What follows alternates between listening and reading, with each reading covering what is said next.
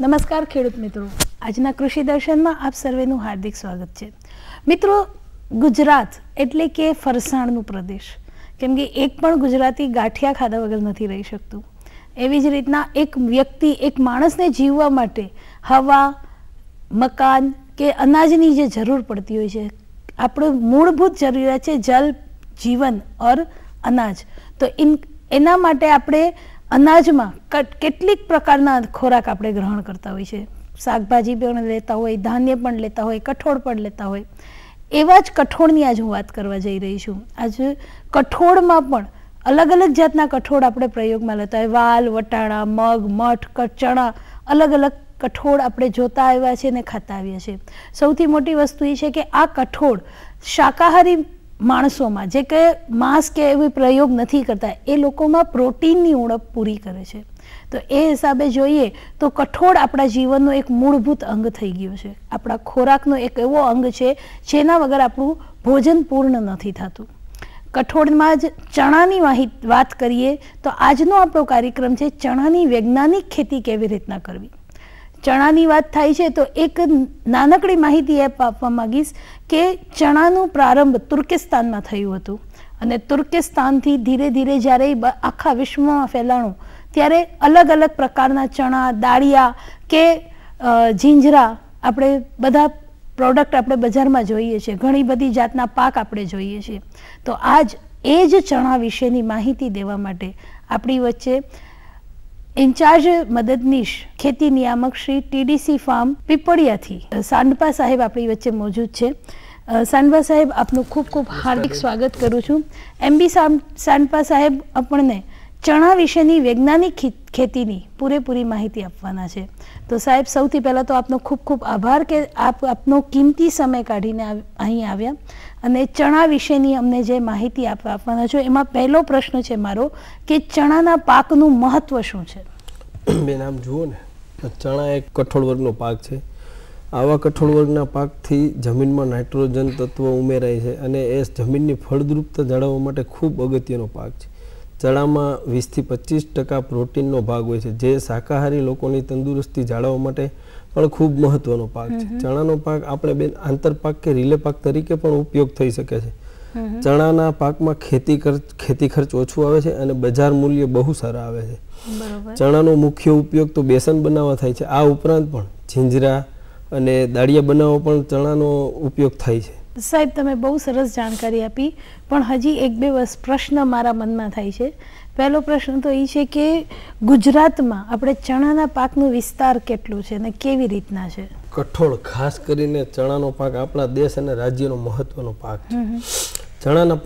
ચણાના પાકનું વાવેતર વિશ્વના 52 દેશોમાં થાય છે. બરોબર. તેમાંનું વિશ્વનું 73% ઉત્પાદન ફક્ત ભારતમાં થાય છે. એમાં પણ આપણા રાજ્યમાં વર્ષ 2021-22માં 11 લાખ હેક્ટરમાં ચણાનું વાવેતર થયેલું હતું અને એનું ઉત્પાદન આપણે જોઈએ ને તો 21.45 લાખ ટન ઉત્પાદન નોંધાયેલું હતું. આમ ચણાના ઉત્પાદકતાની વાત કરીએ ને તો દેશની ઉત્પાદકતા 960 કિલો પ્રતિ હેક્ટર છે. એમની સામે આપણા રાજ્યની ઉત્પાદકતા 1947 કિલો પ્રતિ હેક્ટરે નોંધાયેલી છે. આમ આપણા રાજ્ય માટે છે ને વાવેતર અને ઉત્પાદન માટે સારો નફો મળી શકે છે અને ભવિષ્ય પણ આપણા રાજ્ય માટે આ પાકનું ઘણું સારું છે. આપણે ચણાને વાવેતરની વાત કરીએ છીએ તો શરૂઆત જમીનથી જ કરીએ કે ચણાના પાક માટે કેવી જમીનની જરૂર પડે છે? ચણાના પાક માટે જમીનમાં બેન કેવું છે, સારી ભેજ શક્તિ સંગ્રહવાળી જમીનની જરૂર પડે છે. કાળી અથવા મધ્યમ કાળી કાંપવાળી જમીન પણ ચણાના પાકને ખૂબ યોગ્ય થાય છે. બરોબર. અને ખારાશવાળી જમીનમાં ચણા થઈ શકતા નથી. જમીન સિવાય બીજો જે મુખ્ય તત્વ છે કોઈ પણ પાક માટે એ છે મોસમ, એટલે કે આબોહવા. તો એ કેવી આબોહવામાં ચણાનો પાક સારો થઈ શકે? ખાસ તો ઠંડી અને સૂકી આબોહવા એમને અનુકૂળ આવે છે. બરોબર. પાણીની ખેંચ અને ઓછી માવજત મળે છતાં પણ ચણા ઉત્પાદન થઈ શકે છે. સૂકી અને ઠંડી આબોહવામાં થતા ચણા હિમ સહન કરી શકતા નથી. બરોબર. અને નોર્મલી ચણાના પાક માટે 20 થી 30 ડિગ્રી સેલ્સિયસ તાપમાન અનુકૂળ આવે છે. બરોબર. તો આપણે ચણાનું વાવેતર કરવાનું ક્યારે, કયા મોસમમાં આપણે વાવેતર, કયા ટાઈમ પિરિયડમાં આપણે વાવેતર કરી શકીએ? ચણાનું વાવેતર વહેલું ન કરાય અને મોડું ન કરાય. બરોબર. જો વહેલું અથવા મોડું કરવાથી પાછળથી જો એમને ગરમી પણ વધુ લાગે તો ઉત્પાદન ઉપર માઠી અસર આવે છે. બરોબર. ચણાનું વાવેતર કરવા માટેનો અનુકૂળ સમય છે 15 ઓક્ટોબર થી 15 નવેમ્બર. આ એમને માટે ખાસ અનુકૂળ સમય છે. આ તો થઈ વાવેતરમાં જમીન, મોસમ અને એની વાત. પણ હવે કેવા પ્રકારના ચણા આપણે વાવી શકીએ? કેમ કે અલગ અલગ વિસ્તારમાં અલગ અલગ પ્રકારનું વાવેતર જોવા મળતું હોય, તો એમાં ચણાના કેવા પ્રકાર આપણે વાવી શકીએ? આપણા દેશમાં ચણાના બે પ્રકારો છે, કાબુલી અને દેશી ચણા. જે આપણા રાજ્યમાં દેશી ચણા વધુ થાય છે. ઉત્તર ભારતના રાજ્યોમાં કાબુલી ચણાનું ઉત્પાદન બેન સારું આવે છે. બરોબર. કાબુલી ચણાને દેશી ચણાની સરખામણીમાં લાંબો શિયાળો અને વધુ ઠંડીની જરૂર છે. જ્યારે આપણા રાજ્યમાં ટૂંકો શિયાળો અને ઓછી ઠંડી હોવાથી આપણા રાજ્ય માટે દેશી ચણા અનુકૂળ આવે છે. બરોબર. કાબુલી ચણાના દાણા સફેદ રંગના, મોટા અને વજનદાર હોય છે. અને જ્યારે કાબુલી ચણામાં ફૂલ બેસે ત્યારે એમના ફૂલ સફેદ રંગના આવે છે. અને દેશી ચણાના દાણા મધ્યમ કદના, નાના, અને જ્યારે એમાં ફૂલ બેસે છે ચણાના પાકમાં ત્યારે ગુલાબી રંગના ફૂલ બેસે છે. તો સાહેબ, આ વાવેતર સિવાય, આ પ્રકાર સિવાય એક બીજી વસ્તુ પૂછવા માંગીશ કે એવી કઈ જાત વાવવાથી, કઈ જાત આપણે વાવી શકીએ જે આપણને મહત્વનું ફાયદો આપી શકે? આપણી યુનિવર્સિટીઓ, આપણી કૃષિ યુનિવર્સિટી દ્વારા અલગ અલગ વેરાયટી પિયત અને બિન પિયત બંને વિસ્તારો માટે બહાર પાડવામાં આવે છે. હવે આપણે બેન એમાં પિયત વેરાયટીની વાત કરીએ તો ગુજરાત ચણા 1 અને ગુજરાત ચણા 5 આ બંને પિયત માટેની છે. ગુજરાત ચણા 1 એ વેરાયટી પિયત અને બિન પિયત બંને વિસ્તારો માટે અનુકૂળ છે, જે વર્ષ 1997માં યુનિવર્સિટી દ્વારા બહાર પાડવામાં આવેલી. જૂની જાતને બદલે આ જાત ગુજરાત રાજ્યમાં, આપણા રાજ્યમાં ખૂબ પ્રચલિત થયેલી છે. એ ઉપરાંત પણ રાજસ્થાન, મધ્યપ્રદેશ અને મહારાષ્ટ્રમાં પણ આ જાત નું વાવેતર થાય છે. જે ખેડૂતોને પિયત ચણા લેવા હોય એમના માટે અનુકૂળ વેરાયટી છે ગુજરાત ચણા 1. આમનું ઉત્પાદન પિયતમાં 2000 થી 2200 કિલો પ્રતિ હેક્ટરે મળે છે, જ્યારે બિન પિયતમાં 1000 થી 1200 કિલો પ્રતિ હેક્ટરે મળે છે. આ ગુજરાત ચણા 1 એ સુકારાના રોગ સામે પ્રતિકારક શક્તિ ધરાવે છે. હવે આપણે એમ જ બિન પિયત ચણામાં વાત કરીએ તો ગુજરાત ચણા 5 આ જાત વર્ષ 2014માં બહાર પાડવામાં આવેલી છે કૃષિ યુનિવર્સિટી દ્વારા. 130 દિવસે પાકતી વેરાયટી છે, જે જૂની વેરાયટીઓ કરતા વધુ ઉત્પાદન આપે છે. આ ગુજરાત ચણા 5 ચણામાં આવતા સુકારા અને સ્ટન્ટ રોગના વાયરસ સામે પ્રતિકારકતા ધરાવે છે. બરોબર.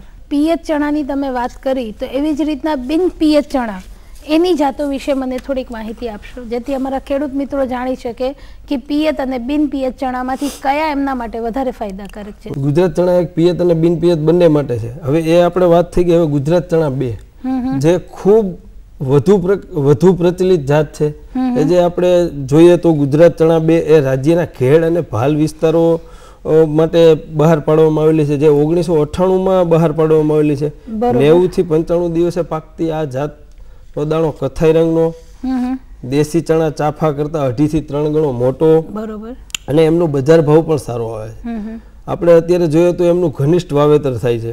આ જાતનો ઉતારો જૂની જાતો કરતા 1.5 થી 1.5 ગણું વધુ મળે છે. બિન પિયત વિસ્તારોમાં 1300 થી 1500 કિલો પર હેક્ટર જેટલો ઉતારો એમાં જોવા મળેલો છે. આ ભાલ ઉપરાંત દાહોદ, નવસારી, ભરૂચ, વડોદરા એ વિસ્તારોમાં પણ આ જાતનું વાવેતર થાય છે. બરોબર. અને આ જાત ગુજરાત ચણા 2 એ આપણા પડોશી રાજ્ય જેવા કે મહારાષ્ટ્ર છે, રાજસ્થાન છે, મધ્યપ્રદેશ વગેરે રાજ્યોમાં પણ પ્રચલિત છે. ગુજરાત ચણા 2 નો દાણો મોટો હોવાથી એ બજારમાં જીંજરા તરીકેની માંગ હોય છે, એમાં પણ ખેડૂતોને સારી એવી કમાણી થઈ શકે છે. અને ગુજરાત ચણા 2 દાળિયા ઉદ્યોગ માટે એકદમ આદર્શ જાત પુરવાર થયેલી છે. અને તેમાંથી મળતા દાળિયાની ગુણવત્તા એકદમ સારી અને ક્વોલિટી બેસ્ટ હોય છે. આ તો ચણાની, દેશી ચણાની વાત થઈ. આવી જ રીતના તમે હમણાં કીધું કે કાબુલી ચણા વધારે પડતા ઉત્તર ભારત તરફ થાય છે, તો અગર આપણે કાબુલી ચણા વાવવા હોય તો એની કઈ જાત આપણે વાપરવાની? બેન, એ હું તમને કહું એ પહેલા હજી આપણી ગુજરાતની 2 વેરાયટીઓ બાકી રહી જાય છે, ગુજરાત ચણા 3 અને ગુજરાત ચણા 6. ગુજરાત ચણા 3 વિશે હું તમને વાત કરું તો એ વેરાયટી 2008માં બિન પિયત વિસ્તારો માટે જુનાગઢ કૃષિ યુનિવર્સિટી દ્વારા બહાર પાડવામાં આવેલી છે. આ જાત પિયત હેઠળ પણ સારું એવું ઉત્પાદન આપે છે. આ જાત બંને પરિસ્થિતિમાં વાવી શકાય, બિન પિયત અને પિયત આ બંને પરિસ્થિતિમાં વાવેતર થઈ શકે છે, જે 98 થી 100 દિવસે પાકી જાય છે. બરોબર. અને એ સુકારા અને સ્ટન્ટ વાયરસ જે ચણામાં આવે છે એમના માટેની પ્રતિકારકતા ધરાવતી જાત છે. હવે બેન ગુજરાત ચણા 6, ગુજરાત જુનાગઢ ચણા 6 આ જુનાગઢ કૃષિ યુનિવર્સિટી દ્વારા 2015 બહાર પાડવામાં આવેલી. એ બિન પિયત તો વિસ્તારો માટે બહાર પાડવામાં આવેલી છે. આ જાતના દાણા મધ્યમ કદના હોય, ઘાટા કથાઈ રંગના હોય છે, અને આ જાત આપણે ભારત સરકાર શ્રી દ્વારા પણ નોટિફાઈડ થયેલી છે. બરોબર. હવે આપનો જે પ્રશ્ન હતો કે કાબુલી ચણા, કાબુલી ચણામાં છે ને બેન કેવું છે કે કાબુલી ચણા આપણા રાજ્ય માટે, આપણા રાજ્યમાં તો બહાર પડેલી નથી, પણ મહારાષ્ટ્રના અકોલા કેન્દ્ર ખાતેથી બહાર પડેલી છે, કાક 2 વેરાયટી નામની, જે 1999 બહાર પડેલી છે. એ હેક્ટર દીઠ એનું ઉત્પાદન 2000 થી 2100 કિલો પ્રતિ હેક્ટર આવે છે. બરોબર. અને એ જાત 90 થી 95 દિવસે પાકે છે, જેમાં સફેદ રંગના મોટા દાણા આવે છે. ખેડૂત મિત્રો, હવે એક બીજી વસ્તુ આપણે પૂછીએ કે જ્યારે આપણે ચણા વાવીએ છીએ ત્યારે બીજનો દર અને એનું અંતર એ કેટલું રાખવાનું, જેથી ખેડૂત મિત્રોને ખ્યાલ આવે કે ખેતરમાં એ લોકો કેવી રીતના બીજ વાવી શકે છે? ચણાના વાવેતરમાં બીજનો દર, નાના કદની વેરાયટીઓ જે છે, ગુજરાત ચણા 1, ગુજરાત ચણા 5, એમના માટે 60 કિલો પ્રતિ હેક્ટરે બીજનું વાવેતર કરવું. અને જે ગુજરાત ચણા 2, ગુજરાત ચણા 6 અને ગુજરાત ચણા 3 એમના માટે 80 થી 100 કિલો પ્રતિ હેક્ટરે વાવેતર કરવું. આ તો બીજની વાવેતરની વાત થઈ, પણ હવે એ બીજની માવજત કેમ કરવાની? કેમ કે ખેતી એવી વસ્તુ છે કે જેમાં માવજત ન કરીએ તો પાક આપણો બગડી શકે છે. તેની માવજત માટેની મને માહિતી આપશો? આ ખૂબ મહત્વનો પ્રશ્ન છે. બીજ માવજત એ તમારા પાકને લાંબા ગાળા સુધી બચાવવાની એક પ્રક્રિયા છે. બીજ માવજત કરતી વખતે આપણે ફૂગનાશકથી પટ આપવો. હવે ચણાનો પાક બેન એવો છે કે એમાં એના મૂળમાં છે ને એક મૂળમાં ગાંઠો હોય છે, એટલે આમાં ફૂગનાશક તરીકે કાર્બેન્ડિઝિમ 1 ગ્રામ અને થાઇરમ 2 ગ્રામ પ્રતિ કિલો પટ આપવો. આ પટ ફૂગનાશકના આપ્યા બાદ રાઇઝોબિયમ કલ્ચરનો પટ આપવો ફરજિયાત છે. બરોબર. આમ જુઓ તો રાઇઝોબિયમ કલ્ચરના પટ આપવાથી ચણાનું અંકુરણ ક્ષમતા વધે છે, અને જે 21 દિવસે ચણાના પાકમાં 21 દિવસે જે મૂળમાં સૂક્ષ્મ જીવાણુ એક્ટિવ થતા હોય એમના માટે પણ ખૂબ જરૂરી છે રાઇઝોબિયમ કલ્ચરનો પટ. બરોબર. અને બને ત્યાં સુધી બીજ માવજત સીડ ડ્રેસિંગ ડ્રમથી જ આપવું. આ બીજ માવજત સિવાય આપણે જો ખેતરમાં આપણે રાસાયણિક ખાતરનો ઉપયોગ કરી શકીએ? હા, રાસાયણિક ખાતર તો જરૂરી છે. ચણાના પાકને એક જ વખત ખાતર આપવું જરૂરી છે. બરોબર. હવે આમ જુઓ તો ચણાનો 20 કિલો નાઇટ્રોજન અને 40 કિલો ફોસ્ફરસ માટે 100 કિલોગ્રામ ડીએપી જ પૂરતું છે. અને એ ચાસમાં આપી દેવું, બીજ વાવણી પહેલા ચાસમાં આપી દેવું. અને જો આપણી જમીનમાં ગંધક એટલે કે સલ્ફરની ઉણપ હોય તો 20 કિલો પ્રતિ હેક્ટરે આપવું. બરોબર. પાછળથી યુરિયા ખાતર તો ચણામાં આપવું જ નહીં. બરોબર. તો આપણે પાકમાં યુરિયાનું દ્રાવણ ન છાંટી શકીએ એવું કહો છો તમે? ના બેન, જુનાગઢ કૃષિ યુનિવર્સિટી અખતરાના પરિણામ ઉપરથી આપણે એવું જાણવા મળેલું છે કે યુરિયાનું 2% દ્રાવણ એમની ફૂલ બેસતી અવસ્થાએ અને એ પછી 20 દિવસે જો આપણે છંટકાવ કરીએ તો ઉત્પાદનમાં પણ સારો એવો વધારો જુનાગઢ કૃષિ યુનિવર્સિટીના પરિણામો પરથી જોવા મળેલો છે. બરોબર. 2% દ્રાવણ એટલે 10 લીટર પાણીમાં 200 ગ્રામ યુરિયા લઈને છંટકાવ કરવો. હવે એક બીજી વસ્તુ કે પિયત ચણામાં પિયત ક્યારે કરવું? કેમ કે પિયત આપવા માટેની તેની સમજણ જરૂરી છે. ક્યાંક વધારે પાણી આપી દીધું કે ઓછું આપ્યું તો એનાથી નુકસાન થઈ શકે છે. તો પિયત કેવી રીતના અને કેટલી માત્રામાં કરવું? બેના ખૂબ અતિ મહત્વનો સવાલ છે. ચણાના પાકમાં જો વધુ પિયત આપીએ ને તો એમની વાનસ્પતિક વૃદ્ધિ જ થાય અને એમાં આપણે પરિણામે અંતે આપણું ઉત્પાદન ઘટે. હવે પિયત આપણે એવી પરિસ્થિતિમાં ઉગાવવા બાદ ડાળી ફૂટતી અવસ્થાએ, ફૂલ બેસવાની અવસ્થાએ, પોપટા ભરાવાની અવસ્થાએ, દાણા ભરાવાની અવસ્થાએ પિયત આપવું જરૂરી છે. બરોબર. ને ચણાના પાકને નિંદામણથી મુક્ત રાખવા માટે શું કરવાનું? આ માટે જરૂરી છે આંતરખેડ અને હાથ નિંદામણથી ખેતર આપણે ચોખ્ખું રાખવું. જો આ રીતે આપણે પહોંચી શકાય તેમ ન હોય તો પેન્ડીમિથેલિન નામની દવા નિંદામણ મુક્ત દવા મળે છે, એ 50 થી 55 મિલી 10 લીટર પાણીમાં ઓગાળી એમનો ચણાના વાવેતર બાદ સીધો જ ઉપયોગ કરવો. અને 20 થી 25 દિવસે એક આંતરખેડ કરવું, જેથી નીંદણ નિયંત્રણ એકદમ વ્યવસ્થિત થઈ જશે. શરૂઆતમાં જ્યારે તમે ચણાનો મહત્વ સમજાવ્યો ને ત્યારે તમે એક વસ્તુ કીધી હતી કે એને આંતરપાક તરીકે આપણે ઉપયોગ લઈ શકીએ, તો એના વિશે થોડીક માહિતી મને આપશો. આંતરપાક એટલે કેવું છે કે બહુવિધ પાકની પ્રથા, એક જ ખેતર પર એક જ સ્થિતિમાં બે પાકનું વાવેતર. બરોબર. એક પાક ઊભો હોય, બીજું આપણે વાવેતર કરીએ. હવે દક્ષિણ ગુજરાત અને સૌરાષ્ટ્રમાં ઘણા ખરા ખેડૂતો છે ને એ શેરડીને અને ચણાને શેરડીમાં આંતરપાક તરીકે ચણાનું વાવેતર કરે છે. બરોબર. આ માટે શેરડીની બે હાર વચ્ચે ચણાની એક હારનું વાવેતર કરે છે. આપણે સૌરાષ્ટ્રમાં જુઓ ને તો મગફળી, તુવેર અને ચણાનું આંતરપાકનું વાવેતર, રીલે પાકનું વાવેતર થાય છે. બરોબર. ચણામાં જે લીલી ઈયળ થાય છે એના માટેનું નિયંત્રણ કેમ કરવું, એને કેમ નિયંત્રિત કરવી? કેમ કે ચણામાં ઘણી જગ્યાએ જોવામાં મળ્યું છે કે લીલી ઈયળના લીધે પાક ખરાબ થયો છે. આમ તો તમે જુઓ ને તો ચણા અને કઠોળ વર્ગના પાકોમાં છે ને લીલી ઈયળ એનું મુખ્ય જીવાત છે. આ લીલી ઈયળ છે ને એ પાન કોરી ખાય, પોપટા કોરી ખાય, ડાળીઓ કોરી ખાય, એટલે એમનું નિયંત્રણ કરવું ખાસ જરૂરી છે. બરોબર. હવે એમનું આપણે જોઈએ તો ચણાના પાકને બચાવવા માટે આપણે છે ને પોપટા કોરી ખાનાર જીવાતોનું નિયંત્રણ કરવા માટે એક તો 50% ફૂલ અવસ્થા જ્યારે બેસે ને એક ત્યારે છંટકાવ કરવો ને એ પછી એમના 15 દિવસ બાદ છંટકાવ કરવો.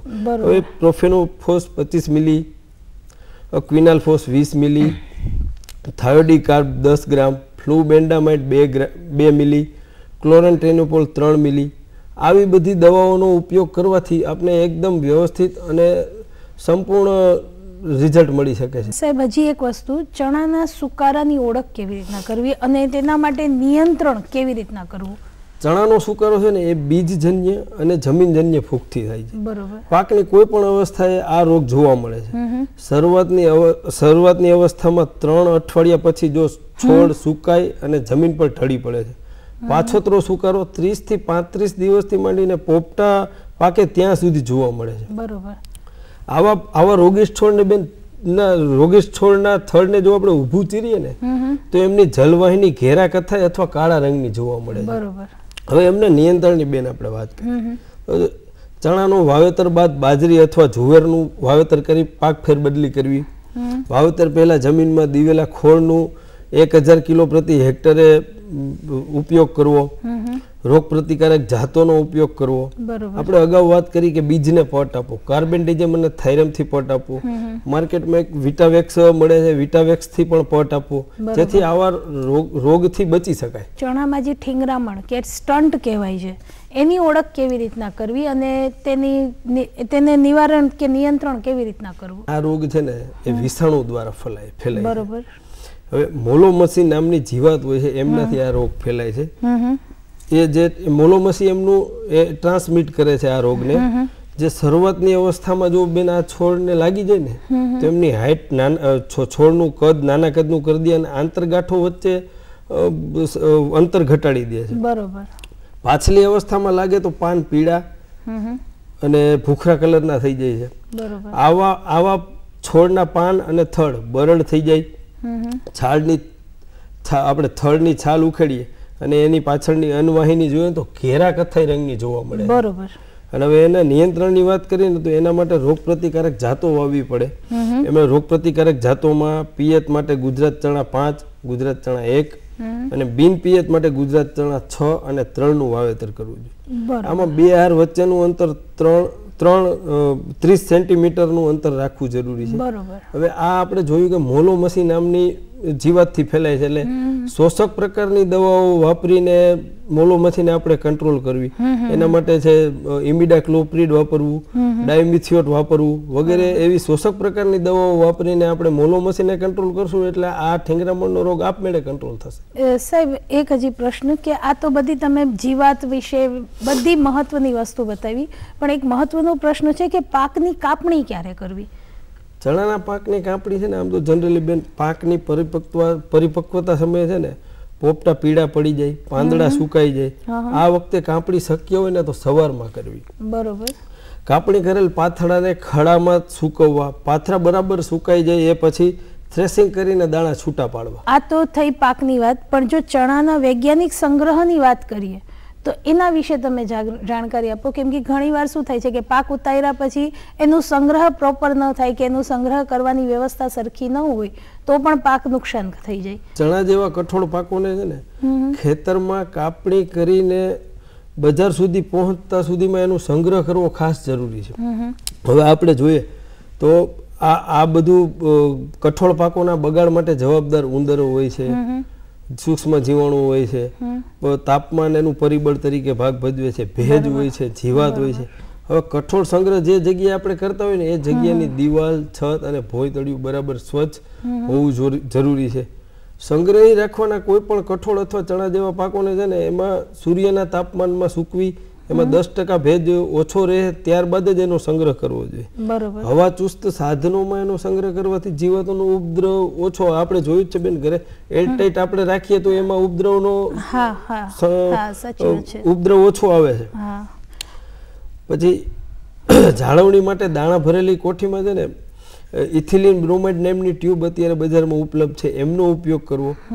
એલ્યુમિનિયમ ફોસ્ફાઇડનું પાઉચ જે બજારમાં મળે છે, એલ્યુમિનિયમ ફોસ્ફાઇડનું એક પાઉચ 100 કિલો ચણા માટે બરોબર છે, એમનો ઉપયોગ કરવો. એની જે કીટકોની જુદી જુદી અવસ્થાઓને નાશ કરે છે. બહુ સરસ વાત કીધી તમે કે ખેડૂત ભાઈઓને અહીંથી બહુ સરસ જાણકારી મળી છે અને એ માહિતી એ લોકો માટે અને અમારા બધા માટે ખૂબ જ લાભપ્રદ છે. સૌથી મોટી વાત એ છે કે ગુજરાતની 90% જનતા છે એ શાકાહારી છે અને શાકાહારી પ્રાણીઓ માણસોમાં સૌથી મોટી ઉણપ જે પ્રોટીનની આવે છે એ કઠોળથી જ પૂરી થાય છે.